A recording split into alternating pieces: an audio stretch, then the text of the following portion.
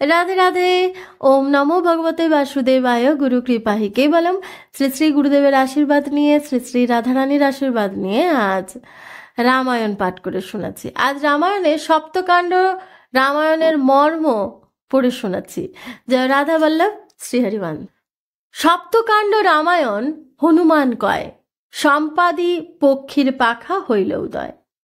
আদ্যকাণ্ডে রাম জন্ম হইল শুভক্ষণে, পরম উল্লাস হইল অযোধ্যা ভুবনে। শ্রীরাম লক্ষণ আর ভরত শত্রুগণ, চারি পুত্র পাইয়া ভূপতি হৃষ্টমন।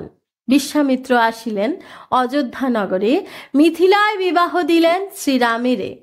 চারি নন্দনেরে দিয়া বিবাহ কৌতুকে, রাজত্ব করেন রাজা অযোধ্যায় সুখে। রামেরে করিতে রাজা নৃপের বাসনা, কুটিলা কই কই তাহে করে কুমন্তনা।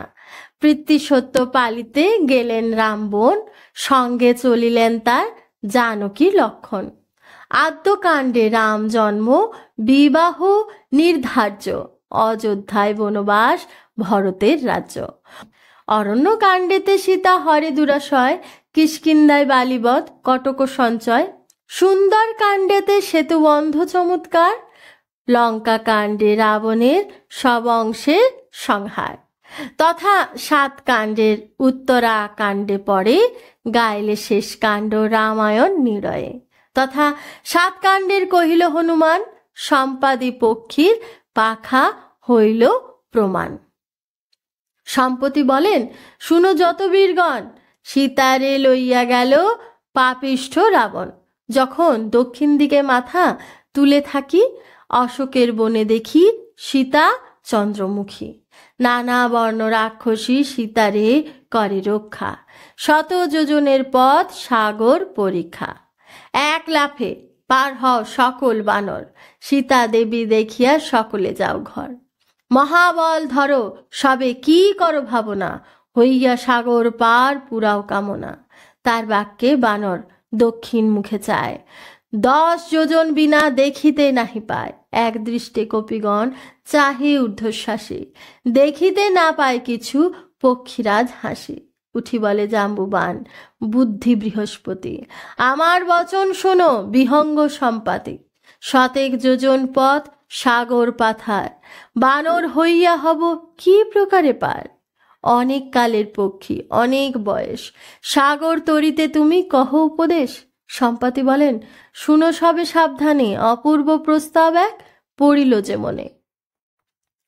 সুপার্শ্ব আমার পুত্র হিমালয়ে থাকে, নিত্য নিত্য সে আইসে দেখিতে আমাকে। হিমালয় পর্বতে আমার পরিবার, তথা হইতে পুত্র মম যোগায় আহার। নিত্য আনে আহার সে প্রভাত সময়, একদিন আনিতে বিলম্ব অতিশয়। ক্ষুধায় বিকল আমি দহে কলেবর, কোপে সুপার্শ্বেরে ভৎছিলাম বহুতর। ধার্মিক আমার পুত্র ধর্মে বড় রত, কহিলে আমারে বৃত্তান্ত অবগত। আহার লইয়া পিতা প্রভাতে আসিতে, দেখিলাম এক নারী রাবণের রথে। কৃষ্ণবর্ণ রাবণ সে গৌরবর্ণা নারী, মেঘের ওপরে যেন বিদ্যুৎ সঞ্চারী। শ্রীরাম লক্ষণ বলি কাঁদিছে বিস্তর, দুই পাখে আগুলিনু 2টি প্রহর। রাখিতাম রথ সহ তাহারে উদরে, কেবল পাইল রক্ষা স্ত্রী বধের ডরে।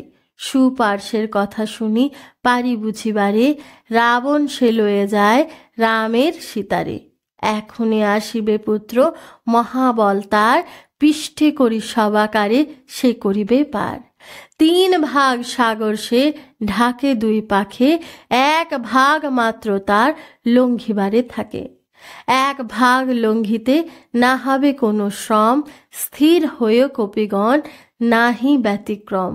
এইরূপ হইতেছে কথোপকথন, মহাকাশ সুপার্শ্ব আসিল ততক্ষণ। 2 ঠোঁট মেলিয়া সে গিলিবারে যায়, সম্পাদের পাশে গিয়া কটক লুকায়। সম্পাতি বলেন, বাছা না করো সংহার, পৃষ্ঠে করি সবারে সাগর করো পার। সুপার্শ্ব বলেন, মান্য পিতার বচন, আমার পৃষ্ঠেতে চড়ো যত কপিগণ। অঙ্গদ বলেন, শুনো বীর উপদেশ, সাগর তরিয়া করি সীতার উদ্দেশ। দেবতার পুত্র মোর দেব অবতার, হে পক্ষী তোমারে কেন দিব মোরা ভার। সম্পত্তি বলিল আমি রাম কার্য করি, রামায়ণ প্রসাদে নতুন পক্ষ ধরি। হইল উভয় পক্ষ দেখিতে সুন্দর, রাম জয় বলি ডাকে সকল বানর। দেখিয়া বানর গণে লাগে চমৎকার, রাম যশ স্মরণে সাগর হব পার। কপি সম্ভাসিয়া পক্ষী উড়িল আকাশে, দুই পক্ষ সারি যায় আপনার দেশে।